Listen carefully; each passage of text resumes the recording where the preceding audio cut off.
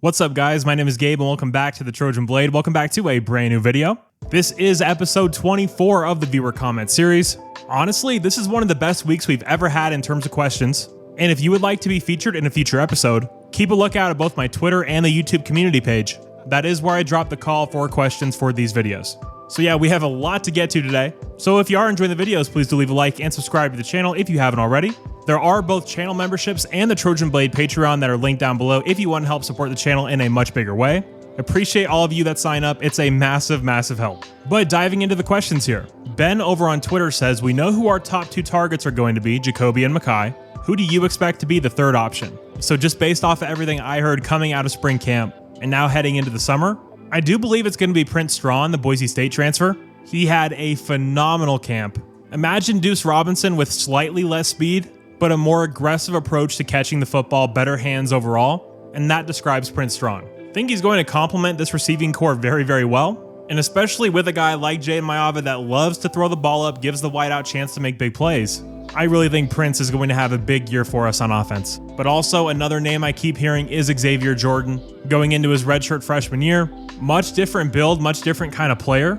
He's got a little bit of Taj Washington to him. Very curious to see what his role is going to be early in this year. Next up, over on YouTube, Aaron Gonzalez asks, if Riley has another subpar coaching year, do you see Lynn as a fit for head coach? So guys, if we're talking about Lincoln being fired at all, something catastrophic has to happen. Like losing to Clay Helton at home in the Coliseum, going 3-9 or 4-8 or something like that. Because outside of just a cataclysmic kind of year, Lincoln Riley is going to be your head coach for sure next year and probably the year after that as well. But in this hypothetical scenario, let's say Lincoln Riley is no longer the coach. Maybe he takes an NFL job, maybe he retires. Who knows? But I absolutely would see D'Anton Lynn as a fit for the head coaching job. We are building an NFL kind of model at USC, and D'Anton Lynn embodies that to a T. Even better than Lincoln in my opinion. He's obviously brilliant defensively, but I just think he's a perfect fit for LA, a perfect fit for that NFL vibe, bringing a Baltimore Ravens-esque kind of feel. You've seen what Marcus Freeman has done at a school like Notre Dame. They are different, obviously. One's an NFL guy, one's much more of a college coach in Marcus Freeman. But both defensive coordinators, both very young, both would have been hired as first-time head coaches at major jobs. So yeah, if Lincoln Riley is no longer the coach at USC, D'Anton Lynn would for sure be my number one choice. Now on the flip side of that, the glowing Samoan says, what will you do if our defensive coordinator leaves? Now outside of being very, very sad and disappointed, I would expect us to fill that job with someone who is extremely qualified and very, very good at their job. Whether it's the hiring of D'Anton Lynn, retaining him when Penn State went fully after him, hiring coaches like Coach Henney, Rob Ryan, Doug Belk. We've landed some big fish and spared no expense in doing it. So I would be confident that we'd get a superstar in, but I'm about as high on D'Anton Lynn as you can be a coach. I think he's going to be a superstar. I think he is a future head coach in the making. If and when the time comes, that is the guy I want running this program. Next up, we have Publius over on Twitter. He says, some thoughts on your record prediction video. It feels like at this point, another 8-4 season is just not good enough for Lincoln Riley, considering this will be his best unit overall at SC, and the schedule is as easy as can be expected in the Big Ten. It feels like expectations should be 9-3 plus. So I agree with you 100% on that. By me predicting 8-4, that does not mean I would be okay with it. You're absolutely right. This is a gift of a schedule from the Big Ten. They did us a ton of favors. 9-3 plus should absolutely be the minimum. This is year 4. We have an elite defensive staff. Lincoln Riley could have went out and gotten a big time quarterback, or at least a more proven quarterback. He hitched his wagon to Jayden Maiava. He hitched his wagon to this group of players overall. We have to be 9-3 plus. You're absolutely right. And let's say we do go 9-3, right? But we lose to Oregon, we lose to Notre Dame, and we lose to Michigan. Then what does that 9-3 really mean? Just because you have wins over UCLA and Missouri State and Georgia Southern, that doesn't really matter when you're losing the games to the big teams on your schedule. We have to get a big time road win this year. If it's 10-2, you obviously have more grace than it being 9-3. But yeah, I do agree with you. 8-4 overall, not good enough. Next up from Blackie Chan Gaming of the Light the Torch podcast, as always linked in the description. He asks, who do you think are going to be the team captains this year? All right, so I'm going to go with 2 on each side of the ball. On offense, I'm going to say Makai Lemon and John Ray Reed. And then on defense, I'm for sure going to say Kamari Ramsey. And I'm going back and forth between Eric Gentry and DJ Harvey, but I am going to say Eric Gentry for the defense. Now, I know there's going to be people saying, but what about Jayden Maiava on offense? He's not going to Big Ten Media Day, which for a quarterback is kind of strange.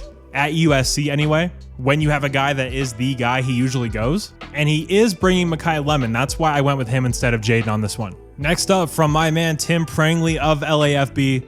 All of his stuff is always linked in the description of every single one of my videos. Make sure you guys are checking him out. But he asked, who are your choices for the top 3 head coaches in the Big Ten? So I'm going to leave Lincoln Riley out of this discussion, frankly because I have no idea where I sit with Lincoln. His grade is a work in progress. He's far enough away from Oklahoma now where we can't really use that as a benchmark, but I do want to wait for this season to be over before I decide where I sit with Lincoln Riley fully. Unless, of course, we lose to Clay Helton or something like that, then I'll have my mind made up. But my number 1 coach is going to be Ryan Day at Ohio State. He just won the national title, not much to debate there. Number 2, I'm going to go with Brett Bielema of Illinois. Always been a massive fan of Coach Bielema. Love the way he builds his programs. They have an identity. They play tough. They play physical. Love his overall energy and demeanor as a head coach. And then number 3, I'm going to go with Jedd Fisch at Washington. Jedd Fisch is one of the most underrated coaches in the entire country. He's going to have the Huskies into a top-tier program in no time. You watch that offense this year, they're going to be dangerous. I don't really think that James Franklin is elite, but I think he gets way more flack than he actually should. And obviously have to mention Kirk Ferentz at Iowa. Dan Lanning is not in my top 3. He gets more praise for doing nothing than any coach in the entire country. Some people have him above a guy like Dabo Swinney, which I think is incredibly disrespectful. Don't think it makes any sense at all. And yeah, again, my 3 are Day, Bielema, and Fisch. Next up, from SoCal Flo over on Twitter. He asks, what's your over-under on Maiava pass attempts per game? I'll set it at 30. And what's your thoughts on how many is too many for them to win games? So I went over the numbers. Jayden started 4 games for us last year. The pass attempt totals were 35, 35, 49, 39. That comes out to an average of 39.5 pass attempts per game. In other words, way too high. For me, I would love that number to be anywhere between 28 and 32. I think that's the sweet spot. Nearly 40 attempts per game with Jayden Maiava is just far too many. And especially with the way this year's team is built, with the stable of running backs we have. If Jayden is at around 40 attempts again, it's a massive red mark for Lincoln Riley, and it's just a big old stamp of approval that he does not get it. Next up, from John over on Twitter, sticking with some Jayden Maiava talk. He asked, do you think Jayden is our starting QB after the second bye week? This is a really tough question. I'm pretty much split down the middle on this. In the 4 games that Jayden started last year, he did not show me anything that says he is ready to be a big-time starting quarterback at a school like USC in the Big Ten. At the same time, do I want to turn the keys over to a true freshman that's just getting into the college game, that doesn't really have experience? That's why the quarterback room is so tricky this year, because Lincoln took a big swing sticking with Jayden Maiava. We all agree on that, I assume. If he's not a resounding success, it's going to be a black mark on Lincoln Riley, and this team probably isn't going to be very good. Because despite what a lot of people think, quarterback play is the key driver in football in the year 2025. There's no way around it. Not even saying you have to have a superstar, but you just can't have a quarterback that hurts the team. Look at the national title last year.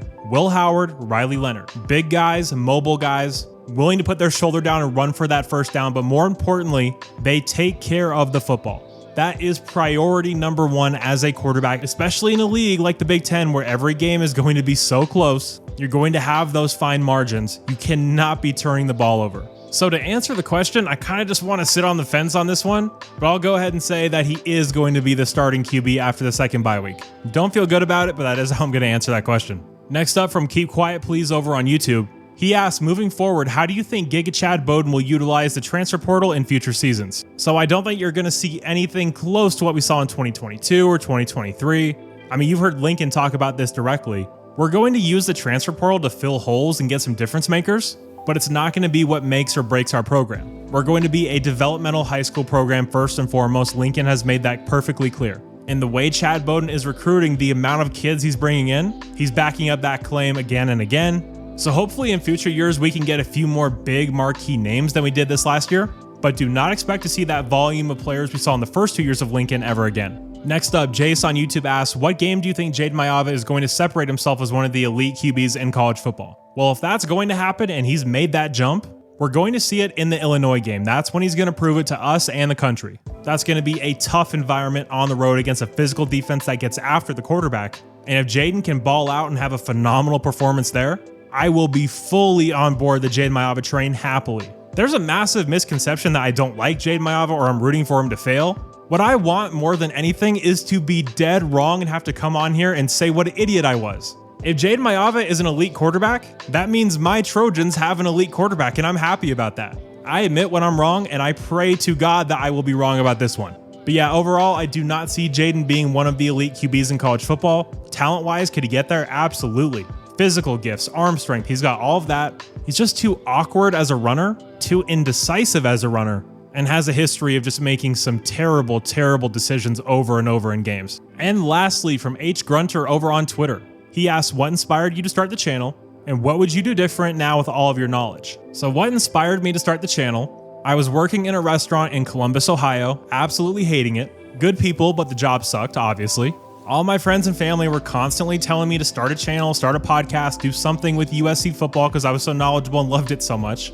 Then a few months later, Lincoln Riley gets hired. I try to muster up the courage to post that first video, months and months pass. And then finally in August of 22, right before the kickoff of his first season, I decided I was just gonna try and put a video out there and see what happens. And of course, no one watched it, and thank God, because it was terrible. If you go back and listen to my old videos, I'm so monotone, I'm so nervous. Absolutely zero confidence talking into my microphone. But yeah, I just kept plugging away, no one was watching. And then finally, December of that first year had a big boom and got up to like 1,000 subscribers. That was a very big deal at the time. Finally got monetized, finally started making money from this. And yeah, it's been full steam ahead ever since. But what would I do different now? I probably would have just changed my approach going into it, because I figured when I started this that, hey, everyone in the USC content space is just going to be supportive and helping each other. And that's one reason why I'm so grateful for guys like Tim Prangley. So grateful for the guys at 247. Ryan Abraham, Connor Morissette. They've been absolutely wonderful to me in my communications with them.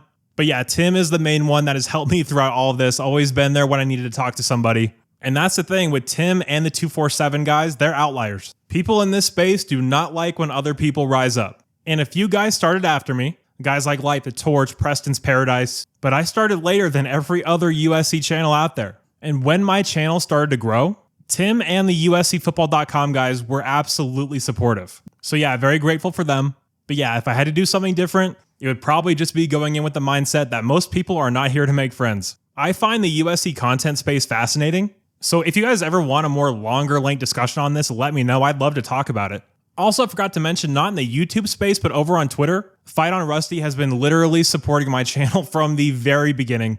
He's obviously hilarious, all of you know that, but man, he is just a phenomenal guy. Very appreciative of him as well. But guys, that is going to do it for viewer comments number 24. Again, keep a lookout on Twitter and the YouTube community page, because I will be posting when it's time to drop your questions for these videos. If you guys did happen to enjoy today's episode, please do leave a like and subscribe to the channel if you haven't already. Thank you guys so much for all the support. You're all awesome. And as always, take care and fight on.